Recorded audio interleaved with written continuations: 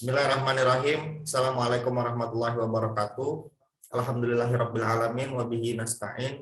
Wala murid dunya waddin wassalatu wassalamu ala asrofil anbiya'i wal mursalin wa ala alihi wa sahbihi ajmain amma ba'du.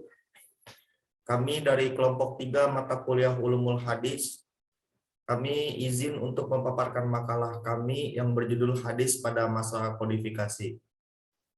Saya Afif Ahmad Gifari sebagai MC dan pemateri pertama, dan dua rekan saya ada Jainal Arifin dan Aisyah sebagai pemateri selanjutnya.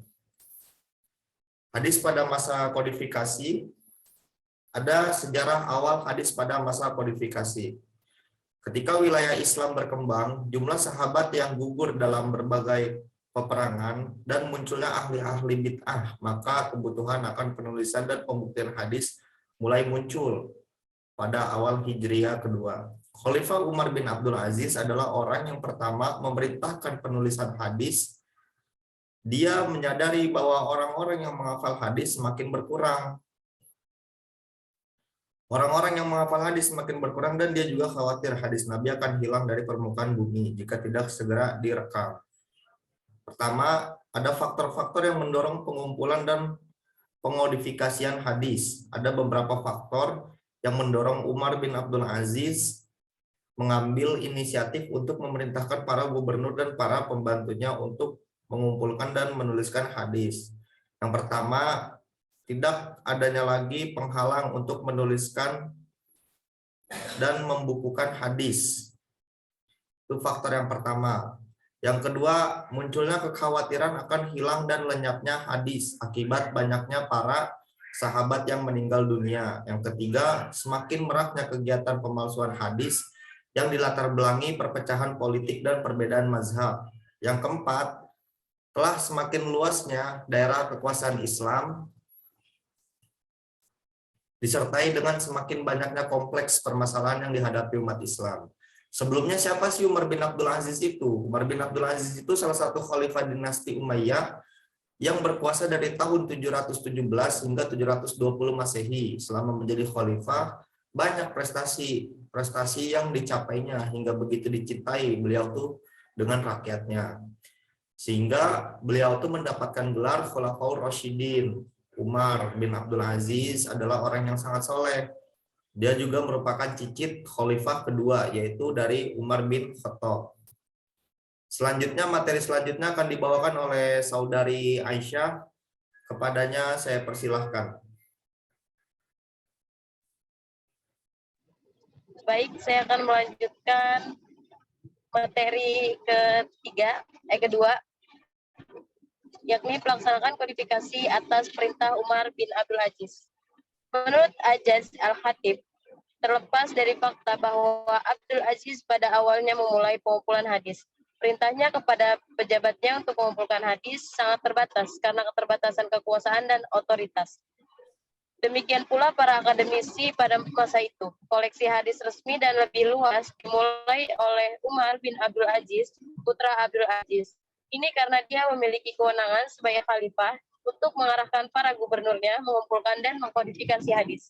Gubernur Madinah Abu Bakar Muhammad bin Amir bin Hams adalah salah satu gubernur yang diberi instruksi oleh Umar bin Abdul Aziz untuk mengumpulkan hadis. Umar menginstruksikan Ibnu Hazm untuk mencatat dan menyusun hadis dari sumber-sumber berikut. Yang pertama, Amrah binti Abdul Rahman, seorang fakih dan muridnya Sayyidah Aisyah Rasulullah radhiyallahu an, termasuk koleksi Ibnu Hazm. Yang kedua, Al-Qasim bin Muhammad bin Abu Bakar Al-Siddiq, pemimpin sekte tabi'in dan anggota fuqaha. Ibnu Hazm melakukan pekerjaan ini dengan baik. Dan Muhammad Shihab Al-Zuhuri, seorang ulama besar di Hijaz dan Syam yang meninggal pada tahun 124 Hijriah, juga melakukan pekerjaan dengan baik dalam hal ini. Alhasil, kedua ulama tersebut menjadi pionir dalam kodifikasi hadis berdasarkan arahan Umar bin Abdul Aziz.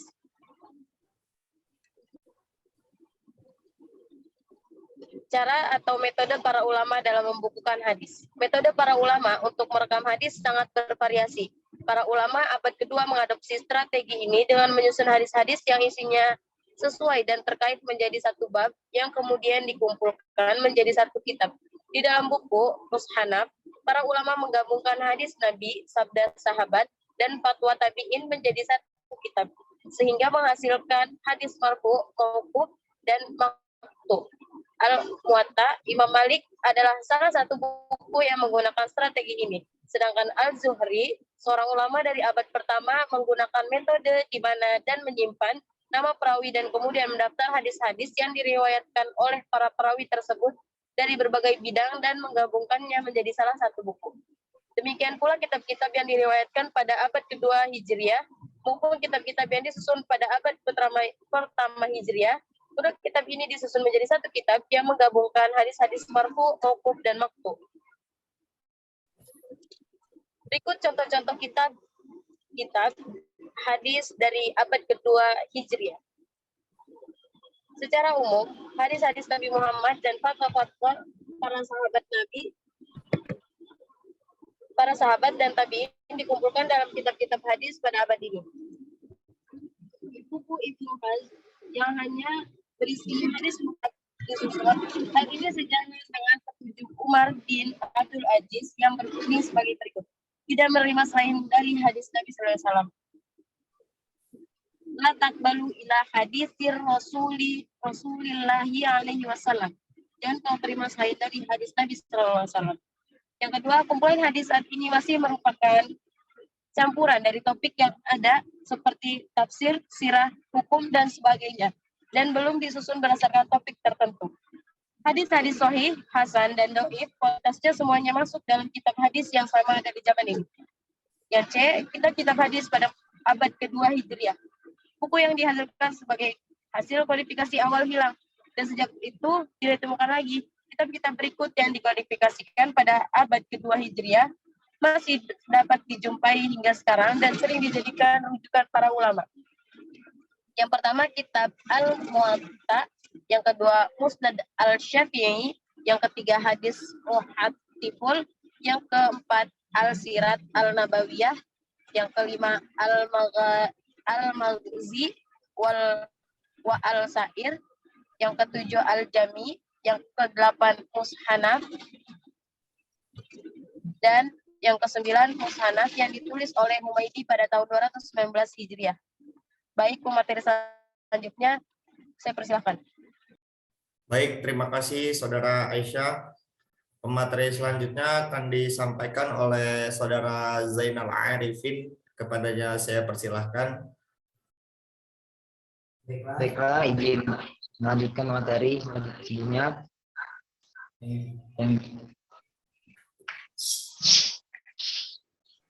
ND, perkembangan hadis palsu.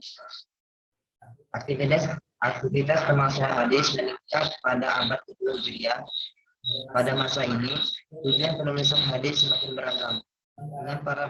Dengan para pendongeng menggunakannya untuk menarik minat banyak orang.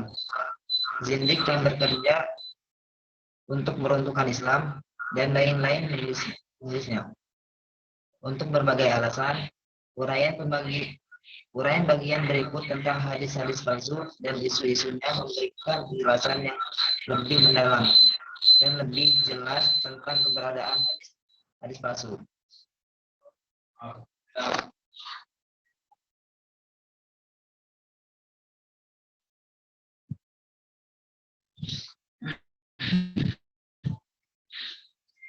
Selain berkembangnya hadis palsu, muncul kelompok orang yang menolak hadis pada abad kedua Hijriah.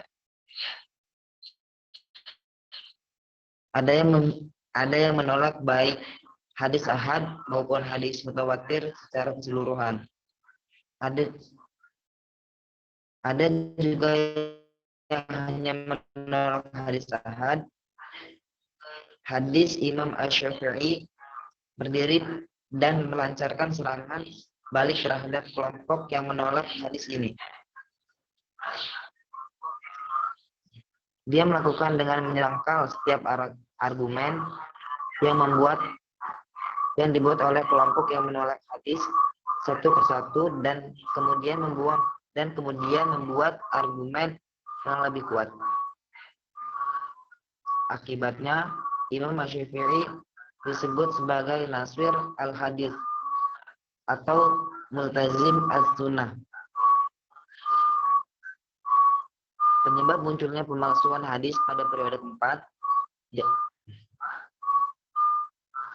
di antara hal-hal yang muncul pada abad kedua ini adalah maraknya pemalsuan hadis. Selama periode ini, propaganda politik muncul untuk menggulingkan, untuk mempengaruhi masyarakat dengan mudah. Dibuatlah hadis-hadis palsu.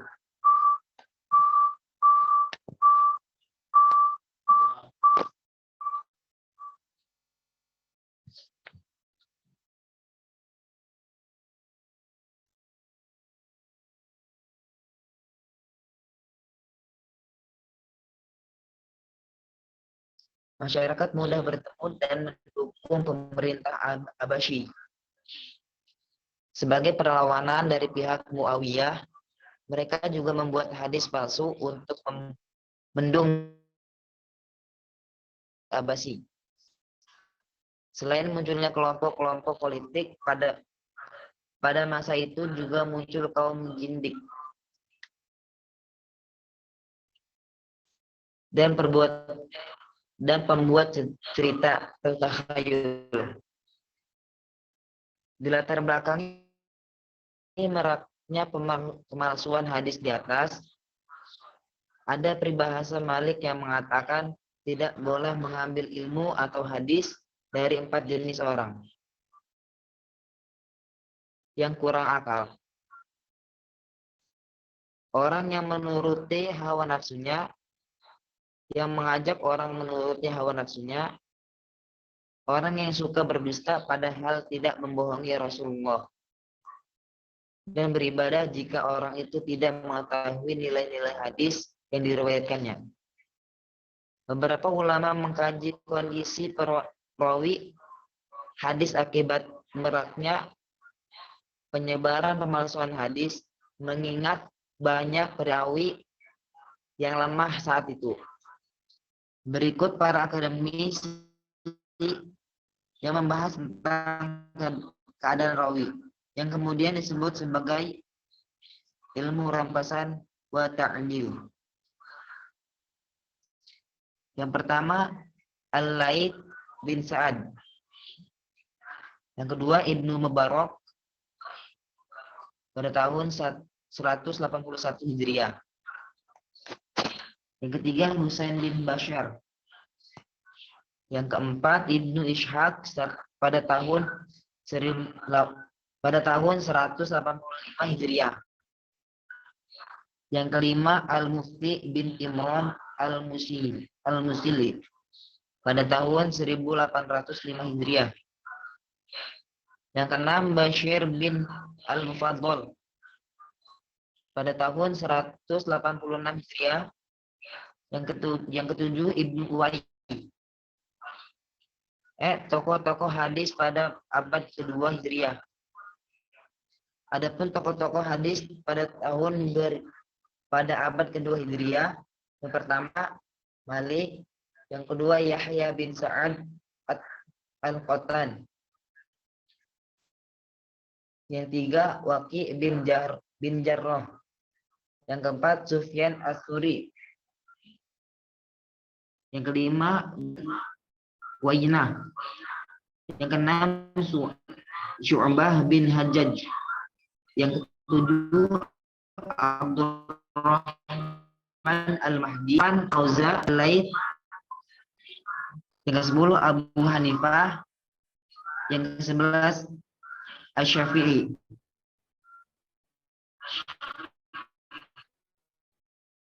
Itulah sebabnya itu banyak tabi'in dan atba'al tabi'in meriwayat dan dari satu sama lain. Tidak mengherankan jika tabi'in sejarah lebih banyak pada sahabat. Oleh karena itu, masa lalu seorang atau at-toba akan lebih bermakna dibantu seorang sahabat atau tabi'in. Contohnya, Sufyan ibnu Uyainah, seorang tabi'in yang mendokumentasikan 7.000 hadis. Yang kedua, 10.000 hadis diriwayatkan oleh Syu'bah ibnu Al-Hajjaj. Yang ketiga, 13.000 hadis diriwayatkan oleh Hamad bin Salamah. Yang keempat, dalam 17.000 hadis, Ibrahim ibnu Sa'ad Al-Juhri meriwayatkannya. Yang kelima, Hushaim bin Bashir menceritakan kisah seluas 2.000 hadis. Yang keenam, 3.300 hadis diceritakan oleh Muslim. Yang ketujuh, 400.000 hadis diriwayatkan oleh Al-Bukhari. Yang kedelapan, 600.000 hadis diriwayatkan oleh Ahmad.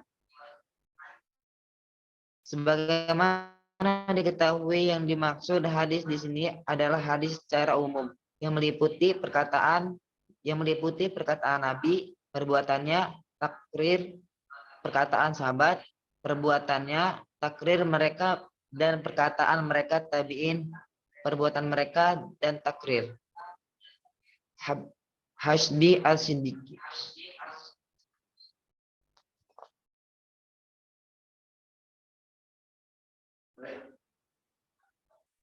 Baik, terima kasih kepada rekan-rekan saya yang telah menyampaikan materi, dan terima kasih untuk teman-teman yang telah memperhatikan kami. Kesimpulan dari makalah yang Al-Quran, hadis Nabawi atau Sunnah Nabawiyah adalah salah satu dari dua sumber hukum Islam.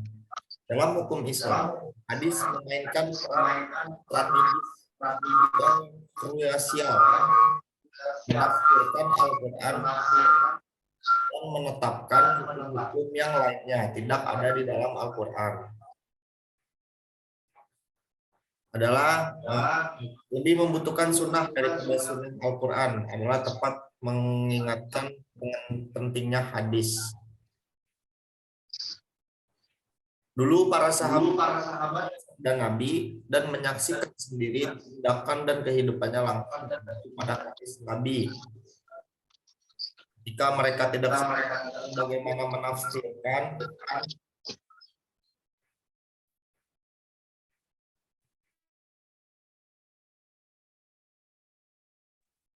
dulu para sahabat yang mendengarkan sabda Nabi dan menyaksikan sendiri tindakan dan kehidupannya langsung mengacu pada hadis Nabi.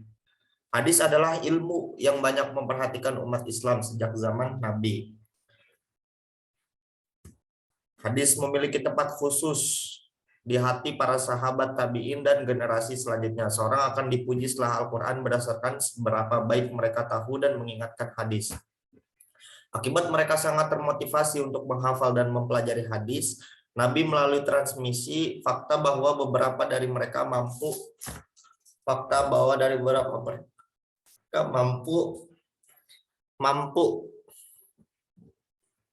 mempelajari hadis melalui transmisi.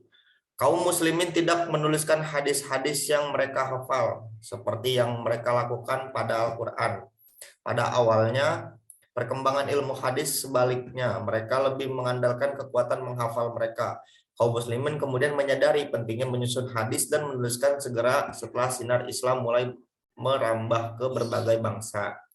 Metode para ulama untuk merekam hadis sangat bervariasi.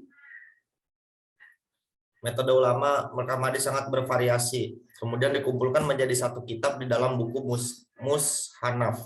Para ulama menggabungkan hadis Nabi, sabda sahabat, dan fatwa tabi'in menjadi satu kitab sehingga menghasilkan hadis marfu', mauquf, dan maqtu'.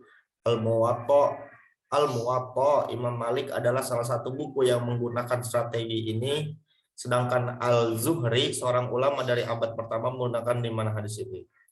Baik, terima kasih kepada teman-teman dan kepada dosen untuk saya kasih kesempatan untuk memberikan pertanyaan untuk kami pemakalah, dan kepada dosen saya minta feedback atas kerjasama saya dan teman-teman dalam penulisan makalah ini. Saya ucapkan terima kasih. Wassalamualaikum warahmatullahi wabarakatuh.